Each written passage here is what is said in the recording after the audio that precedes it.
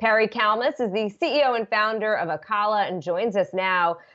Perry, I just finished the documentary, just knowing that you're going to be on today. It's so fascinating and just also so troubling.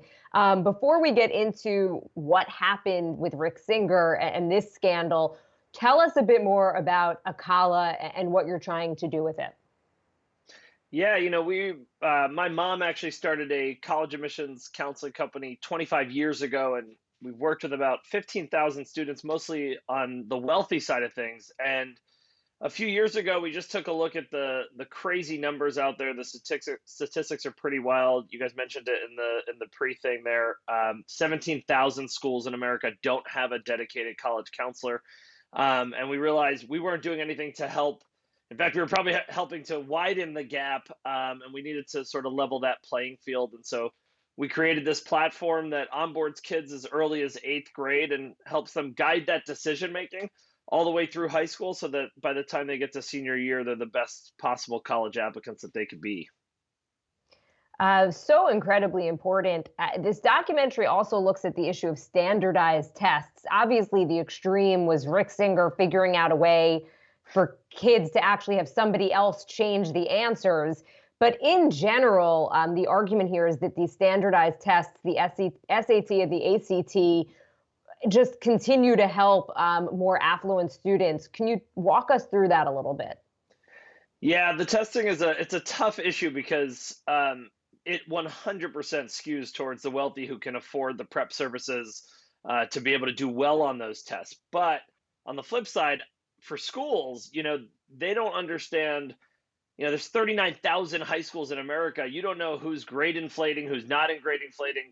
These sort of standardized tests give us a nice window into, whether or not a kid is really the 4.5 GPA that they're claiming on their transcript. And so it's a tough issue, and I don't honestly know the right solution for it, but I do know it definitely skews against underserved kids, and that's not a fair situation. One of the things that you were talking about in the film that I thought was interesting is the pressure that so many kids are under, and kind of parents who think if their kid gets into Harvard, it's like they're getting into Harvard. The parents themselves are getting into Harvard.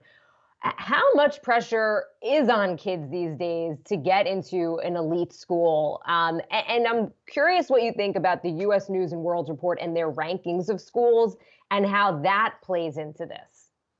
Yeah, it's funny. One of the questions that, it was a long interview on that documentary, but one of the questions they asked me was like, how do you stop this hysteria around getting into college? And I said, the first thing you have to do is you have to ban these rankings. I think we've shown that as humans, we can't handle the responsibility that comes with these kinds of rankings.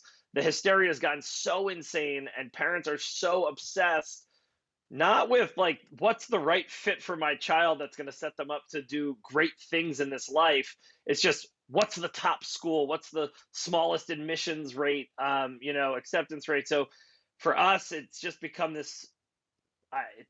We can't handle it as a society. I mean, these kids are under so much pressure from their parents, and then they're under pressure from their peers, and it's just this vicious cycle where everybody's just forcing this, which of course leads to a scandal like this. And they also asked me like, were you surprised this happened? I said, well, the scheme itself was pretty wild. I mean, I don't think I could have dreamed that one up myself, but was I surprised? No, because this hysteria has gotten so maddening that parents, of course, would end up in this kind of a situation.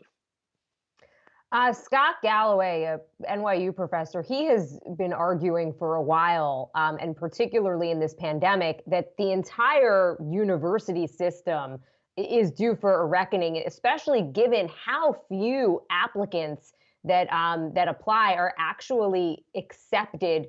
What do you make of that? What do you think the future is of just the university system, and how has the pandemic played into it?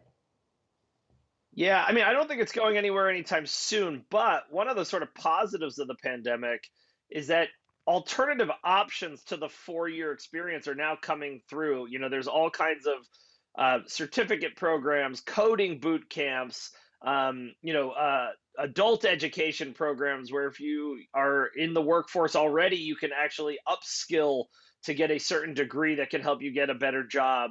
So I think one of the positives to come out of this is that there are more options to college because frankly, these $75,000 a year tuitions, I mean, it's just not tenable for most of society. And so I think, I don't think college is going anywhere. I mean, there's a lot of college of 4,000 schools in the United States. So I don't think they're going anywhere. We may lose a few, but at least kids will have alternative options. And that's really the goal with Akala is to try and explain to kids that it may not be the 4-year degree. You may have some other options available to you that will help you succeed.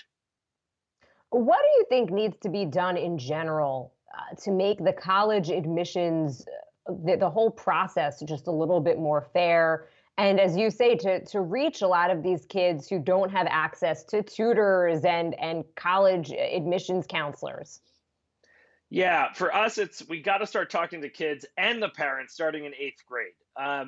For one, for the kid, it allows them to have 5 years to really create their profile and be the best possible college applicants that they can be. We love to say we're on a mission to end one question that almost every grade 12 student will ask when they meet someone like us, and we start saying, did you do your community service? Did you do your summer experience? Did you do your extracurriculars?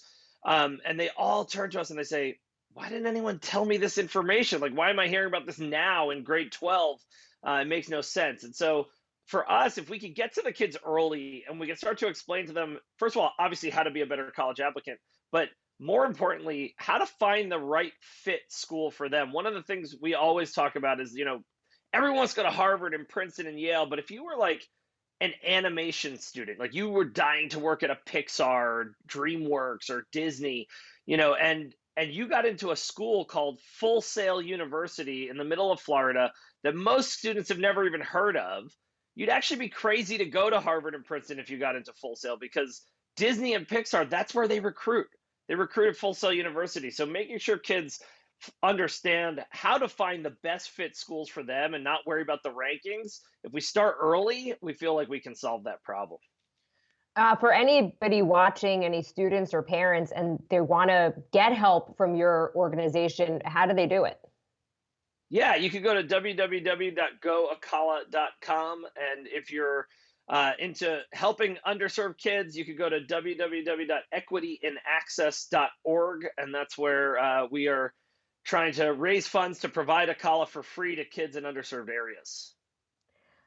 Great stuff. And I have so many more questions. Unfortunately, we are out of time. Perry No Kalmus, CEO and founder of Akala. Perry, thank you so much.